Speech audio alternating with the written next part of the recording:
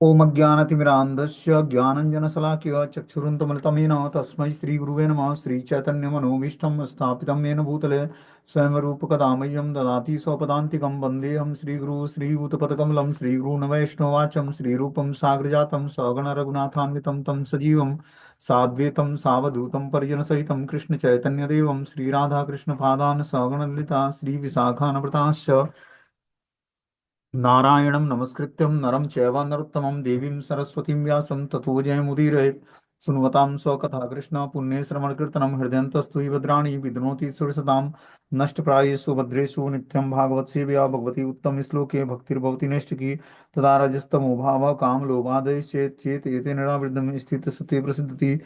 एवं प्रसन्नमनसो भगवद्भक्ति योगता भगवतत्व विज्ञान मुक्त संगस्य जायते विद्यन्ते हृदय ग्रंथि छिद्यन्ते सर्वसंशयं क्षीयन्ते चास्य कर्माणि दृष्ट्वा एवात्मनीश्वरे मुखं करोति वाचालं पंगुं लंघयते गिरिं यत्कृपातमहं वन्दे परमानन्दमाधवं प्रह्लाद नारद पराशर पुण्डरीकं व्यासम् अम्बरीश सुखसौनक विस्मदालभ्यां रुक्मांग अर्जुन वसिष्ठं विभीषणादीनं पुण्यानि नामानि परं भागवत स्मरामि। हे कृष्ण करुणा सिंधु दीनबन्धु जगत्पते गोपेश गोपिका कांत राधा कांत नमस्तुते तप्त कांचन गौरांगे श्री राधे वृंदावनेश्वरी वृषभानुसुते देवी प्रणमामि हरिप्रिये वाञ्छाकल्पतरुभ्यश्च कृपा सिन्धुभ्यो च पतितानां पावनेभ्यो वैष्णवेभ्यो नमो नमः। जय श्री कृष्ण चैतन्य प्रभु नित्यानंद श्री अद्वैत गदाधर श्रीवासादि श्री गौर भक्तवृंद हरे कृष्णा कृष्ण कृष्णा हरे हरे हरे राम राम राम हरे हरे।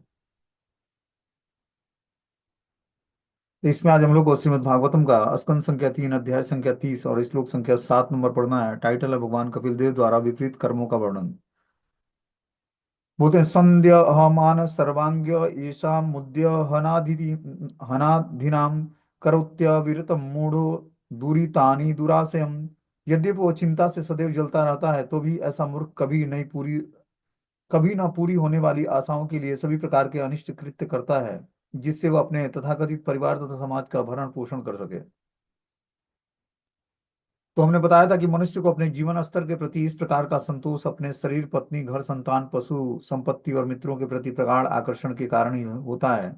ऐसी संगति में बद्ध जीव अपने आप को पूरी तरह सही मानता है। जब व्यक्ति पारिवारिक जीवन में होता है तो क्या है कि संतोष होता है उसको अपने परिवार में रहकर पत्नी घर संतान पशु संपत्ति और मित्रों के साथ। ठीक है ना।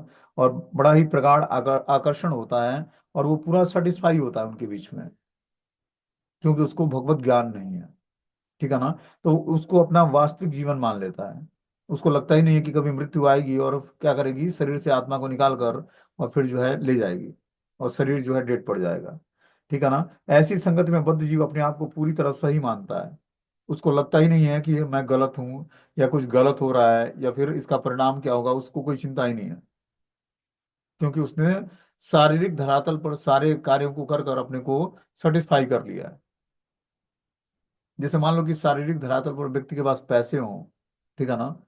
सुंदर पति या पत्नी हो बच्चे हो अच्छी तरह से जॉब हो बढ़िया रहने का घर हो बढ़िया गाड़ी बंगला सब चीजें हो तो फिर आदमी क्यों भगवान की भक्ति से जुड़ेगा।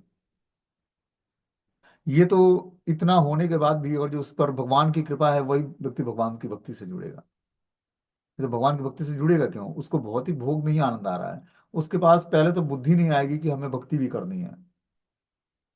भगवान ने सही बोला है भगवत गीता में भगवान ने तो कुछ गलत बोला ही नहीं है लेकिन सही क्या बोला है कि आर्थ अर्थार्थी जिज्ञासु और ज्ञानी चार प्रकार के लोग हमें हमारे भक्ति में आते हैं। तो वास्तव में यही लोग भक्ति करके और धीरे धीरे शुद्ध भक्त बनते हैं।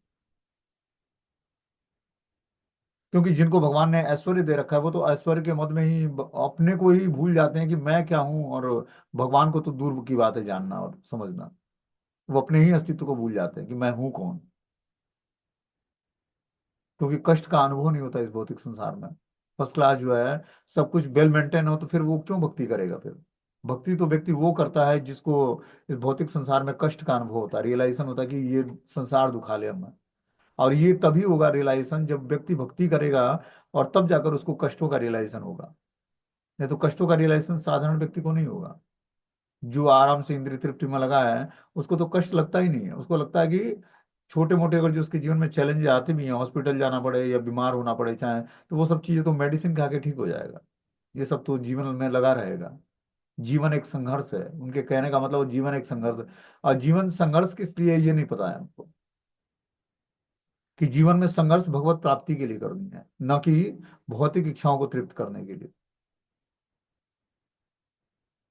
इसमें बता रहे हैं कि यद्यपि वो चिंताओं से सदैव जलता रहता है, पारिवारिक जीवन में रहते हुए वो अपने को संतोष मतलब सेटिस्फाई समझता है, लेकिन उसके बाद भी चिंताओं से सदैव जलता रहता है, तो भी ऐसा मूर्ख कभी नहीं पूरी होने वाली आशाओं के लिए सभी प्रकार के अनिष्ट कृत्य करता है।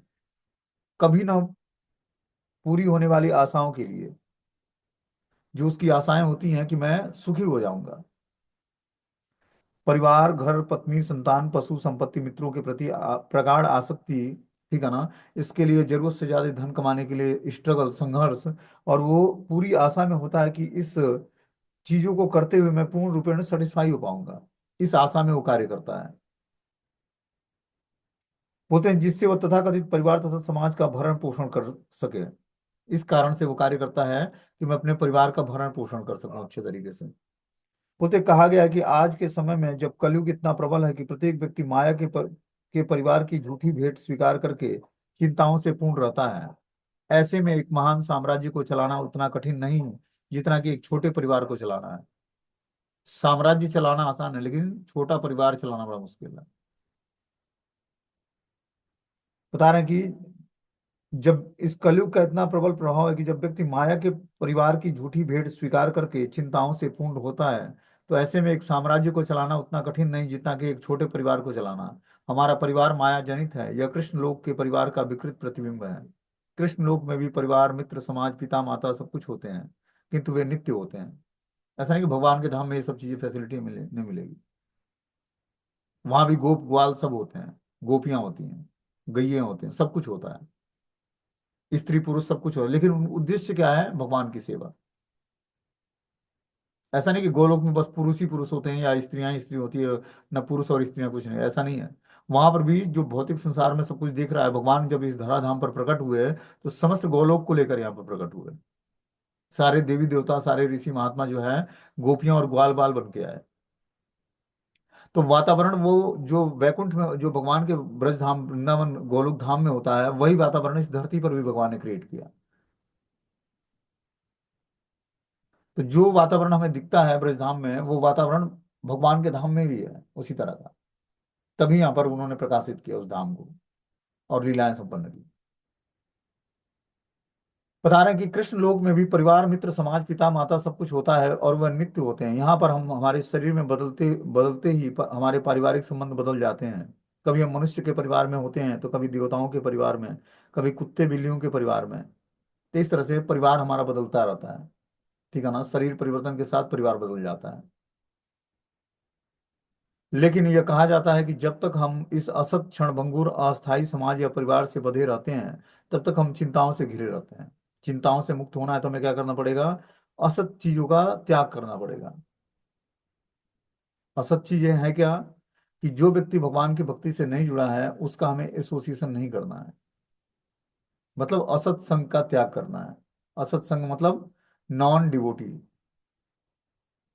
या भौतिक जीवन, उसका परित्याग करके आध्यात्मिक जीवन को स्वीकार करना है। बोलते हैं कि स्वाभाविक है कि उनके हृदय सदा तपते रहते हैं, किंतु समस्त असुविधाओं के होने पर भी वे ऐसे मिथ्या परिवार बनाए रखने के लिए काम करते हैं, क्योंकि उन्हें कृष्ण के साथ वास्तविक पारिवारिक संगति का कुछ पता नहीं है। जब तक हमारा भगवान से एक संबंध जागृत नहीं होगा, ठीक है ना, और ये उद्देश्य नहीं होगा कि अपने पारिवारिक जीवन में कृष्ण को अपना सेंटर में रखना है। पति पत्नी दोनों का उद्देश्य भगवान की प्रसन्नता होनी चाहिए गृहस्थ आश्रम में। ये नहीं एक का उद्देश्य भगवान को प्रसन्न करना, दूसरे का उद्देश्य कुछ अलग है। उस केस में हमें क्या करना पड़ेगा, आपको सेपरेट भक्ति करनी पड़ेगी, सेवा सबकी करनी पड़ेगी, लेकिन भगवान से एक संबंध जागृत करना पड़ेगा, उन्हीं को अपना सब कुछ मानना पड़ेगा। अब कर्मों के हिसाब से हमें बहुत सारे लोग मिल जाते हैं जिनकी सेवा करनी होती है पारिवारिक जीवन में, तो वो पारिवारिक जीवन में सेवा करते हुए भगवान को ही अपना अल्टीमेटली सब कुछ मानना पड़ेगा, पुत्र, संतति, घर परिवार सब कुछ।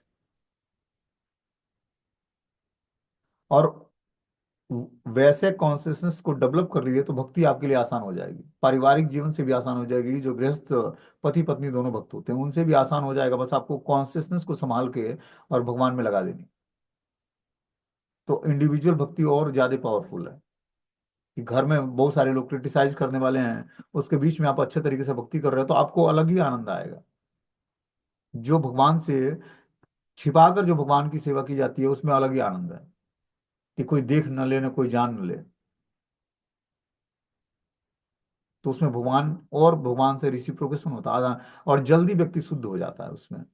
जब निगेटिव वातावरण होता है और उस केस में जब भगवान की भक्ति होती है तो जल्दी शुद्ध होता है वो। अब पति पत्नी दोनों भक्त हैं, पता लगता है कि चलो आप कर लेना, मैं थोड़ा लेट आऊंगा, तो कंफर्टेबल आराम से मतलब डिपेंडेबल हो जाता है। या पत्नी डिपेंडेबल हो जाती है पुरुष पर, कि चलो मैं नहीं भी रहूंगी तो हस्बैंड है घर में कर लेंगे सेवा। लेकिन जब मात्र एक ही आश्रय हो कि बस अब हम नहीं है तो भगवान की सेवा नहीं होगी, तब वो व्यक्ति किसी न किसी रीजन से जो भी है वो आएगा और भगवान की सेवा के लिए अपने को टाइम निकालेगा वो। तो उसमें उस व्यक्ति का ज्यादा शुद्धिकरण होता है, उसकी अपेक्षा जो दोनों भक्त हैं उस केस में, उससे ज्यादा पावरफुल जो है एक इंडिविजुअल भक्त हो घर में, और वो दृढ़ता पूर्वक सेवा में लगा हो, तो उसकी कॉन्सियसनेस जल्दी पवित्र हो जाएगी। क्योंकि वो 24 घंटे उसको चिंतन होगा कि कैसे मैं जल्दी निकलूं या कैसे जल्दी घर पहुंचूं, भगवान की सेवा में कैसे इंगेज हूं। उनको उठाना है, सुलाना है, खिलाना है, पिलाना है, जो भी है। उस तरह तो व्यक्ति निश्चिंत होता है, चलो घर के सभी सदस्य हैं, माता पिता नहीं है तो बच्चे हैं, वो भोग लगा देंगे। लेकिन अब एक इंडिविजुअल, जैसे प्रहलाद महाराज थे, चारों तरफ आसुरी वातावरण था, पिता भी असुर, संड अमृत दो गुरु जी मिले थे उसको, वो भी असुर थे, बालक सारे असुर थे, अब उनके बीच में प्रहलाद महाराज थे। तो उतनी यातनाओं के बीच में प्रहलाद महाराज भगवान के महान भक्त थे, महाभागवत, क्योंकि अपनी चित्त को हमेशा भगवान में लगाए रखते थे, और कभी भगवान से ये प्रेयर नहीं किया कि आप हमारी रक्षा करना। उनको पता था कि भगवान हर परिस्थिति में हमारी रक्षा करेंगे। बस क्या करते, वो दृढ़ता पूर्वक भक्ति में लगे रहते। तो अनफेवरेबल वातावरण में जब व्यक्ति भक्ति करता है तो उसका शुद्धिकरण तीव्रता से होता है। और सब कुछ फेवरेबल हो, धन भी आ रहा हो, जन भी सब सुखी हो, ठीक है ना, और फिर सब कुछ व्यवस्थित हो, तब कहाँ वो भक्ति होगी। तब तो कंफर्टेबल वातावरण हो जाएगा। इसीलिए भगवान अनकंफर्टेबल चांसेस देते हैं जब भक्त को, तो उसका जल्दी शुद्धिकरण होता है। धनम च मानम च सब कुछ जब छीन कर, और क्या करते हैं, तब जाकर अपने चरण कमल का रस प्रदान करते हैं उसको। धनम च मानम च यशम च, धन जन कविता सुंदरी सब कुछ भगवान छीन लेते हैं उससे, कि चल अब भक्ति करना है, अब कर भक्ति। तब वो जाकर तीव्रता से भजन में जुड़ता है, और तब उस पर कृपा करते हैं भगवान। ये कृपा है भगवान की, वो सब कुछ छीन लेते हैं उससे, नहीं तो वो उसी में आनंद खोजता रहेगा। तो ये कृपा सब पर नहीं होती है, बहुत ही जो बड़ा चढ़ा भक्त है, जो उसको उस कृपा को समझ जाए, अगला व्यक्ति तो भक्ति ही छोड़ देगा। उसके पास धन ना हो, खाने के लिए भोजन ना हो, रहने के पहनने के लिए कपड़ा ना हो, रहने के लिए घर ना हो, तो वो तो भक्ति ही छोड़ देगा। इतना टफ भक्ति कौन करेगा फिर। वो क्या करेगा, भक्ति छोड़ देगा फिर। वैसे व्यक्ति का एग्जाम नहीं लेते भगवान, पहले कृपा करते हैं उस पर, उसके बाद एग्जाम लेते हैं उसका। तब उसका विश्वास बढ़ जाता है भगवान पर। भगवान अपने ऊपर विश्वास और डिपेंडेंसी बनाने के लिए ऐसा करते हैं, कि वो हम पे डिपेंड हो जाए, उसका विश्वास बढ़ता जाए हम पर, कि अल्टीमेटली मैं ही रक्षक और स्वामी हूँ। बाकी तुम जिस पर भी विश्वास करते हो सब व्यक्ति एक दिन धोखा देने वाले हैं, लेकिन आप हम पर आश्रित हो। कुछ चीजें चाणक्य पंडित ने जो सिद्धांत दिया है, क्या सिद्धांत दिया है, कि गरीबी में पत्नी का पता लगता है कि कितनी वफादार है वो। जब आपके पास कुछ ना हो, तब पत्नी आपके साथ देती है, तब समझना कि बहुत ही वफादार स्त्री है। और छोड़ के भाग जाती है तो समझना कि जो है बहुत ही निम्न कैटेगरी की स्त्री है। इस तरह से बहुत सारे सिद्धांत दिए उन्होंने, और बहुत ही परफेक्ट सिद्धांत दिया है। चाणक्य नीति में बहुत ही परफेक्ट सिद्धांत दिया चाणक्य पंडित ने, समाज को परखने के लिए और जानने के लिए।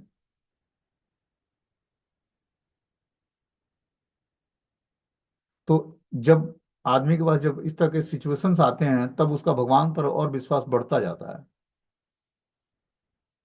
क्योंकि भगवान आदान प्रदान करते हैं उस सिचुएशन में, उसको नरिशमेंट देते हैं। अब विश्वास बढ़ाना ही भक्ति का अंग है, कि जितना ही हमारा विश्वास बढ़ता जाएगा भगवान पर, उतना ही हम भगवान को अपने जीवन में करीब पाएंगे अपने।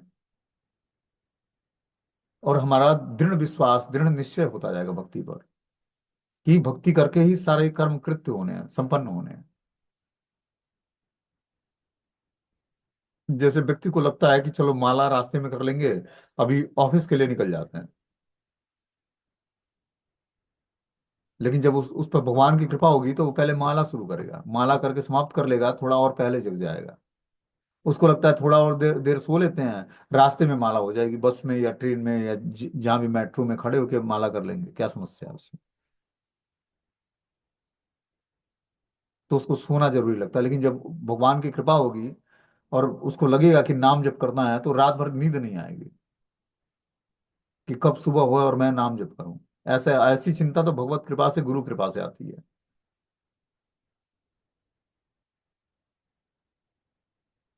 बोलते हैं इसमें कि जो है यहाँ पर हमारे शरीर बदलते ही हमारे पारिवारिक संबंध बदल जाते हैं, कभी हम मनुष्य के परिवार में, तो कभी देवताओं के परिवार में, और कभी कुत्ते बिल्लियों के परिवार में। परिवार, समाज तथा मित्रता क्षणिक है, अतः ये सब असत कहलाते हैं। यह कहा जाता है कि जब तक हम इस असत क्षणभंगुर अस्थायी समाज या परिवार के बंध से बंधे रहते हैं, तब तक हम चिंताओं से घिरे रहते हैं। भौतिकतावादी यह नहीं जानते कि इस संसार में परिवार, समाज और मित्रता छाया मात्र है। वे उनसे जुड़ जाते हैं।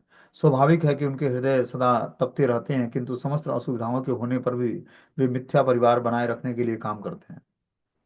तो असुविधाएं तो आएंगी जीवन में, ठीक है ना, भक्ति करते हुए बहुत सारी असुविधाएं आएंगी, लेकिन उस असुविधाओं के बीच में हमें भगवान की भक्ति को करनी है। तभी जाकर हम धीरे धीरे जो है भगवान के और करीब जाएंगे, ठीक है ना। बोलते हैं कि इस भौतिक संसार में व्यक्ति का हृदय जलता रहता है, रहतापों से, लेकिन उसके बाद भी वो असुविधाओं के होने पर भी वो मिथ्या परिवार को बनाए रखता है और उन्हीं के लिए काम करता है, क्योंकि उन्हें कृष्ण के साथ अपने वास्तविक परिवार संगति का कुछ पता नहीं होता है। एक वास्तविक परिवार भी है जो भगवान के भक्तों का है, उस संगति का हमें लाभ उठाना है। बोलते हैं आचित्तात्म मतेन्द्रियम स्त्रीणाम मसिताम च मायया रहो रचित यालापे शिशुनाम कलभाषिणाम।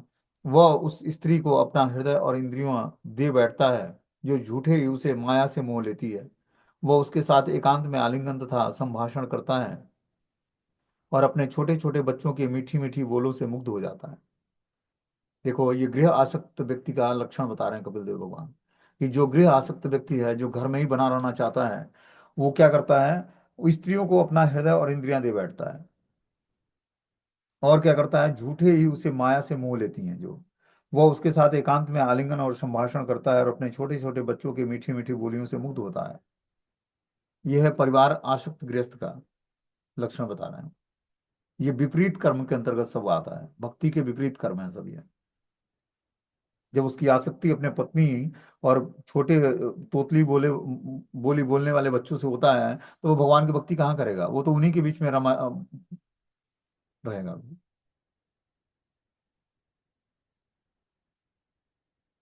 मैं 2-3 दिन पहले यमुना के किनारे बैठा हुआ था, जाप कर रहा था यमुना नदी के किनारे। तो वहां पर दो उसकी बच्चियां थी, 2 लड़के थे, और वो हस्बैंड वाइफ थे आए। तो नाव में बैठकर वो बोटिंग करने जा रहे थे। तो देखे सब हमको, तो थोड़ा सा मुस्कुराया। मैंने बोला कि आप लोग भी हरे कृष्ण मंत्र का जप करते, कहाँ से आए? तो गाजियाबाद से। तो महामंत्र का जाप करते हैं? नहीं नहीं, नहीं करना, नहीं करना, नहीं करना। मैंने बोला करा करिए, इससे मतलब बहुत ही अच्छा होता है, बहुत ही शुभ है, बहुत ही ऑस्पिशियस है, भगवान की कृपा मिलती है। नहीं करना, जैसे लग रहा था कि जिसे घृणा लग रहा है उसको।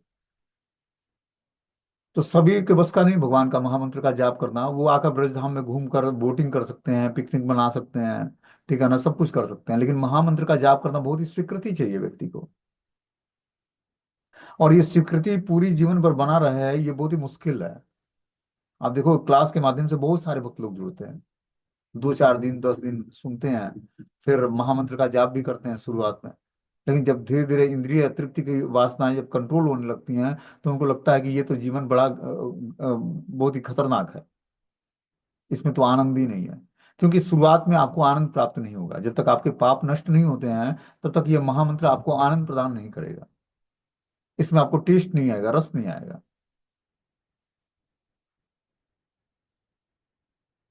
उसके लिए गुरु कृपा काम करती है। जब व्यक्ति पर गुरु कृपा होती है, तब उसको धीरे धीरे टेस्ट आता है, या फिर उनकी कृपा से व्यक्ति जाप में दृढ़ता लाता है।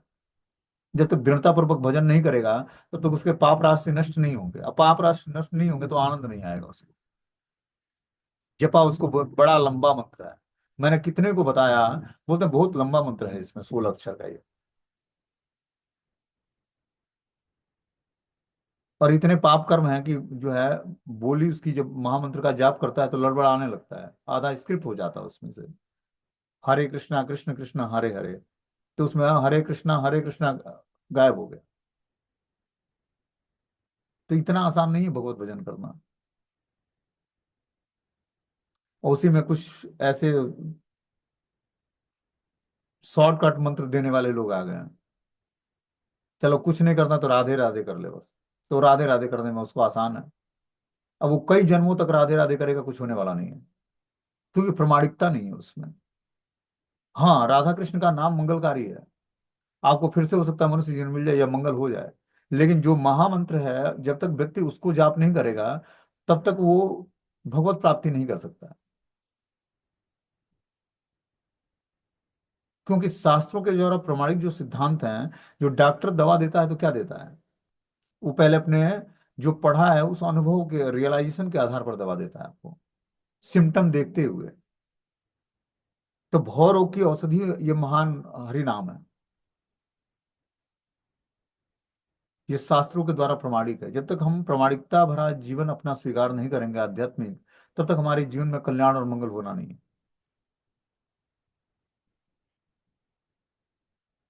और प्रमाणिकता उसी में है जो आचार्यों ने स्वीकार किया है, शास्त्रों ने स्वीकार किया है। तो जब तक हम इन चीजों को समझेंगे नहीं, जानेंगे नहीं और भक्ति को स्वीकार नहीं करेंगे, तब तक जो है हमारा जीवन सुटेबल पाथ पे चलेगा नहीं, और भक्ति को अच्छे तरीके से समझ नहीं पाएंगे। अब एक मंत्र में 16 अक्षर है, ठीक है ना? हरे कृष्ण कृष्ण कृष्ण हरे हरे, हरे राम राम राम हरे हरे। अब उसको तोड़ मरोड़ के राधे राधे या राधे कृष्ण जपो, तो उसका प्रॉफिट क्या मिलेगा? ये तो आपने मनगढ़ंत बना लिया उसको, अपने हिसाब से मंत्र बना लिया। जो भगवान ने आचार्यों ने दिया उसको आपने स्वीकार नहीं किया, तो प्रमाणिकता कैसे आएगी? अब पूरा संसार उसी में लगा पड़ा है। कोई ज्ञान देने वाला भी नहीं है कि आपको प्रमाणिक स्रोत से जुड़ना चाहिए। इस कारण से बहुत ही अराजकता है समाज में। तो हमें उठकर जो है प्रचार करना पड़ेगा, लोगों को बताना पड़ेगा कि जो महामंत्र भगवान चैतन्य महाप्रभु के द्वारा दिया हुआ है, यही जीवन का वास्तविक कल्याण करने वाला है। महामंत्र का ग्लोरिफिकेशन करना पड़ेगा, तभी जाकर लोग इसको स्वीकार करेंगे।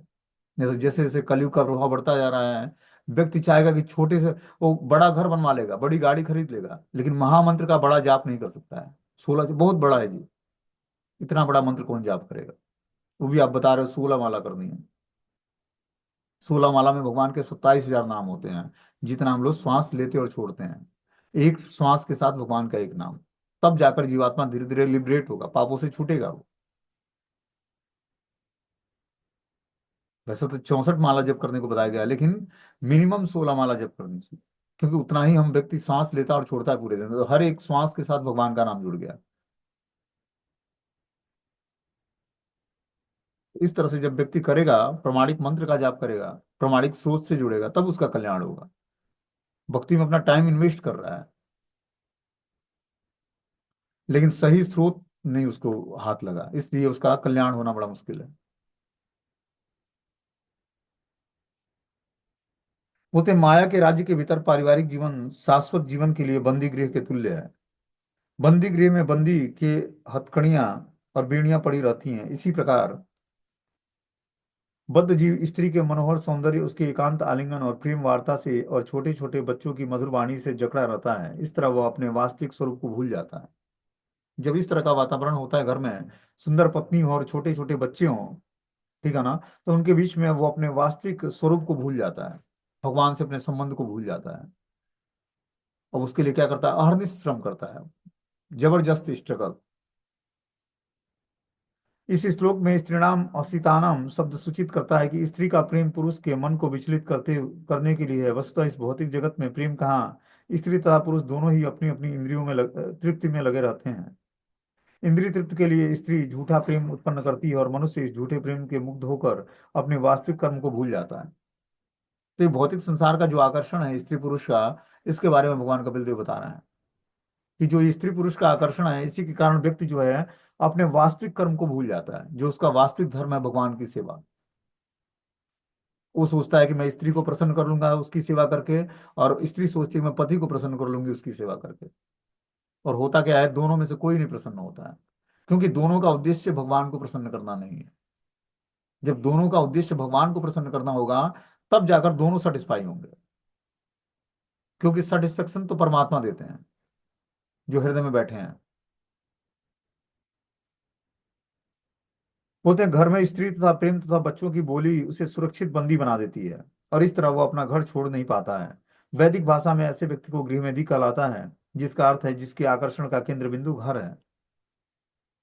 तो ऐसा व्यक्ति जो है घर में रहते हुए घर का ही गृह मेधी बन जाता है। गृहस्थ वह है जो अपने परिवार पत्नी बच्चों के साथ रहता है, किंतु उसका वास्तविक जीवन लक्ष्य कृष्ण भक्ति उत्पन्न करना है।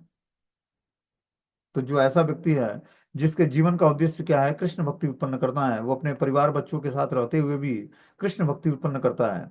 इसलिए मनुष्य को गृहस्थ बनने की सलाह दी जाती है, गृहमेधी बनने की नहीं। गृहस्थ की मुख्य चिंता मोह जनित पारिवारिक जीवन से छूटकर कृष्ण के साथ वास्तविक पारिवारिक जीवन में प्रविष्ट करना है, जबकि गृहमेधी का कार्य तथाकथित पारिवारिक जीवन से अपने को जन्म जन्मांतर तक बारंबार बांधना और निरंतर माया के अंधकार में बने रहना है। तो दोनों का उद्देश्य, गृहमेधी जीवन और गृहस्थ जीवन के अलग अलग उद्देश्य है। क्या बोलते हैं यहाँ पर कि जो व्यक्ति गृहमेधी है वो पारिवारिक जीवन में अपने को जन्म जन्मांतर तक बारंबार बांधता है और निरंतर माया के अंधकार में बने रहता है, इसीलिए वो गृहमेधी कहलाता है। लेकिन जो गृहस्थ गृहस्थ जीवन जीता है, गृहस्थ आश्रम है। आश्रम मतलब भगवान को प्रसन्न करने के लिए। आश्रम का उद्देश्य होता है कि रेगुलेटेड लाइफ स्टाइल जीना, और आश्रम में रहने वाला हर व्यक्ति भगवान की भक्ति करता है, तभी वो आश्रम में है। चाहे वो ब्रह्मचारी आश्रम में हो या गृहस्थ आश्रम में हो, घर ही आश्रम है, क्योंकि उद्देश्य भगवान को प्राप्त करना है। बोलते हैं आगे अगले श्लोक में, गृहेषु कुट धर्मेषु दुखे तंत्रेष्व तंत्रिताम कुर्वन्त्य दुख प्रतीकारम सुख वन मन्यते गृही। आसक्त गृहस्थ कूटनीति तथा राजनीति से पूर्ण अपने पारिवारिक जीवन में रहा आता है। वह सदैव दुखों का विस्तार करता हुआ इंद्रिय तृप्ति के कार्यों से नियंत्रित होकर अपने सारे दुखों के फल को झेलने के लिए कर्म करता है। यदि वह इन दुखों को सफलतापूर्वक झेल लेता है तो वह अपने को सुखी मानता है। क्या बोलते हैं यहाँ पर कि आसक्त गृहस्थ कूटनीति तथा राजनीति से पूर्ण अपने पारिवारिक जीवन में रहता है। जो आज तक आसक्त गृहस्थ है पारिवारिक जीवन के प्रति, वो बहुत सारी कूटनीति और राजनीति पारिवारिक जीवन में करता है, या समझता है या झेलता है उसको। वह सदैव दुखों का विस्तार करता हुआ इंद्रिय तृप्ति के कार्यों से नियंत्रित होकर अपने सारे दुखों के फल को झेलने के लिए कर्म करता है। वो क्या करता है, पारिवारिक जीवन में आसक्त होने के कारण सदैव दुखों का विस्तार करता हुआ इंद्रिय तृप्ति के कार्यों से नियंत्रित होकर अपने सारे दुखों के फल को झेलने के लिए कर्म करता है। जैसे ही वो इंद्रिय तृप्ति के कार्यों के द्वारा नियंत्रित होता है, वैसे ही उसके दुखों का खाता जो है खुल जाता है, मतलब दुख आने शुरू हो जाते हैं। जब व्यक्ति के जीवन का उद्देश्य इंद्रिय तृप्ति होता है, तब उसके जीवन में दुख आने लगते हैं और उसको झेलने के लिए कर्म करता है। यदि वह इन दुखों को सफलतापूर्वक झेल लेता है तो वह अपने को सुखी मानता है। मान लो कि कष्ट आते हैं जीवन में और उस कष्टों को झेल लेता है व्यक्ति, तो अपने को सुखी मानता है कि मेरे ऊपर विपत्ति आई, मैं उसको झेल गया या फिर बर्दाश्त कर लिया, या चाहे जो भी है। फिर उसके बाद सुख आया तो उसको लगता है अरे चलो, दुख भूल जाता है फिर वो व्यक्ति कि कुछ दिन के लिए कष्ट आया था फिर छूट गया उससे कष्टों से। उसको ये नहीं पता है कि फिर सुख आया तो फिर दुख आएगा एक बार। इस तरह से सुख दुख का चक्र ये लगा रहता है जीवन में। जन्म मृत्यु सुख दुख लाभ हानि जीवन मरण सब कुछ ये चक्र है, एक के बाद एक आना है। और जब व्यक्ति इससे छुटकारा नहीं प्राप्त करेगा जब तक, तब तक उसके जीवन में आनंद नहीं आएगा, जिस आनंद की तलाश में है वो। बोलते हैं भगवत गीता में भगवान स्वयं प्रमाणित प्रमाणित करते हैं कि यह संसार कष्टों से पूर्ण नैश्वर्य स्थान है। इस जगत में व्यक्तिगत या पारिवारिक, सामाजिक या राष्ट्रीय सुख का प्रश्न ही नहीं उठता है। यदि कहीं सुख के नाम पर कुछ हो रहा है तो वह है मोह। इस जगत में सुख का अर्थ है दुख के फलों को सफलतापूर्वक झेलना। व्यक्ति क्या मानता है? जब वो दुख के पलों को सफलतापूर्वक झेल जाता है तो उसी को सुख मानता है वो। वास्तविक सुख का तो पता नहीं है। दुखों को झेल गया तो उसी को सुख मानता है कि कष्ट आए और हम उससे निवृत्त हो गए तो सुखी जीवन हो गया। क्यों? उसको पता नहीं कि एक आनंदमय जीवन भी होता है जो सुख दुख से परे है। भगवान क्या करते हैं, जब जीवात्मा पर कृपा करते हैं तो उसके सुख और दुख का खाता निरस्त कर देते हैं। जो उसके शुभ और अशुभ कर्म हैं, शुभ भी और अशुभ भी, क्योंकि शुभ को भी भोगने के लिए आपको शरीर धारण करना पड़ेगा और अशुभ भोगने के लिए तो शरीर धारण करना ही पड़ेगा। तो भगवान सुख और दुख के सारे खाते निरस्त कर देते हैं उसके। सारे शुभ और अशुभ फल नष्ट, इसीलिए शुभ कर्म भी नहीं करना है।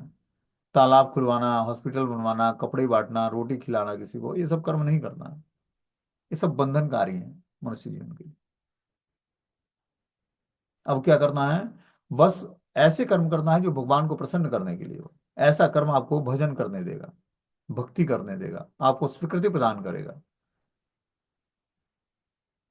और वो शुभ कार्य जो है जिसमें हम हॉस्पिटल खुलवाना है, किसी का उपचार कराना है, किसी को पढ़ाना है, किसी को कपड़े दे देना है, रोटी कपड़ा और मकान का अरेंजमेंट कर देना है, वो सब बंधनकारी है। फिर आपको उसको भोगने के लिए फिर से एक मनुष्य शरीर धारण करना पड़ेगा, सुख भोगने के लिए।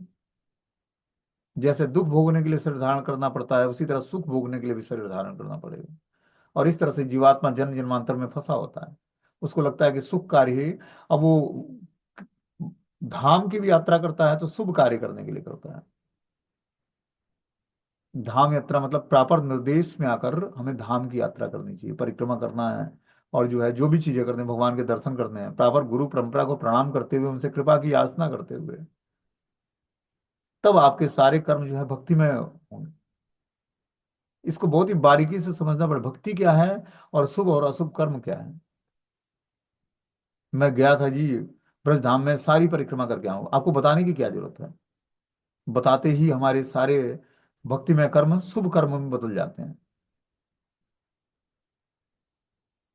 अपने कर्मों को, जो हम आध्यात्मिक कर्म करते हैं, इसको छिपाना है। अपने पाप कर्मों को उद्घाटित करना है सबके सामने, मैं ये पाप कर्म करता हूँ और मेरी ये चेतना है।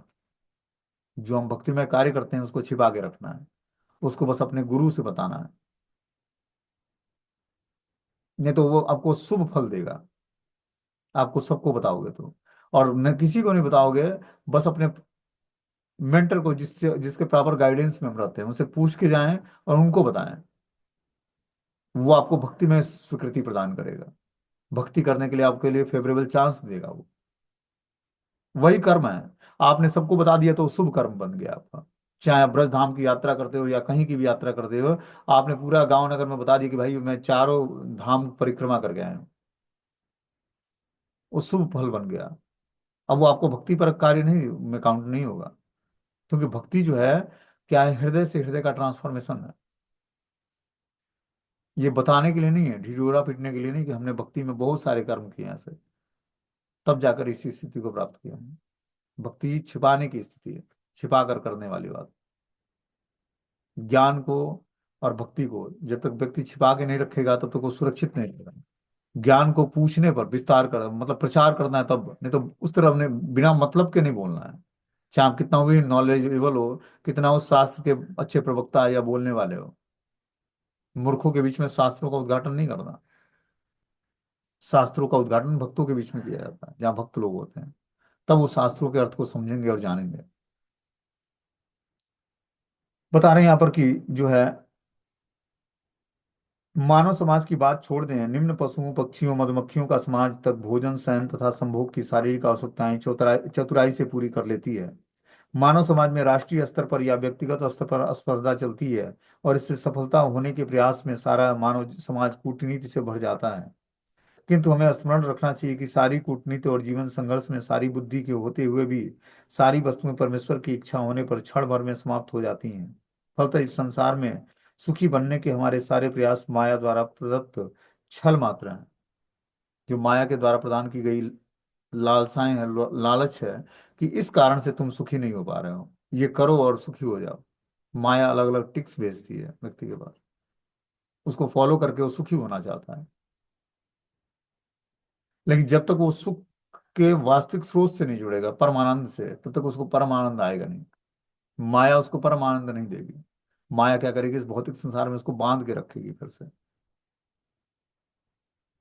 लेकिन जब वही व्यक्ति माया को त्याग करके और भगवान की शरण ग्रहण करता है, वैष्णव की शरण, गुरु की शरण ग्रहण, तब जाकर उसको परमानंद आने लगता है। और ये ऐसी बुद्धि भगवान की कृपा से ही आती है। जब तक वो माया के पास से छुड़ेगा नहीं, तब तक वो भगवान की भक्ति को स्वीकार नहीं करेगा, और तब तक उसको परम आनंद प्राप्त होगा नहीं। तो इसलिए परम आनंद प्राप्त करने के लिए क्या करना पड़ेगा, भगवान की भक्ति से जुड़ना पड़ेगा, और सारे शुभ और अशुभ कर्मों को बंद करना पड़ेगा। तब जाकर हमारा कल्याण होगा, उस तरह नहीं होगा। तब हम वास्तविक जीवन जान पाएंगे कि जीवन का उद्देश्य क्या है, भगवान की भक्ति। ठीक है, हरे कृष्णा। कोई क्वेश्चन है तो आप लोग भी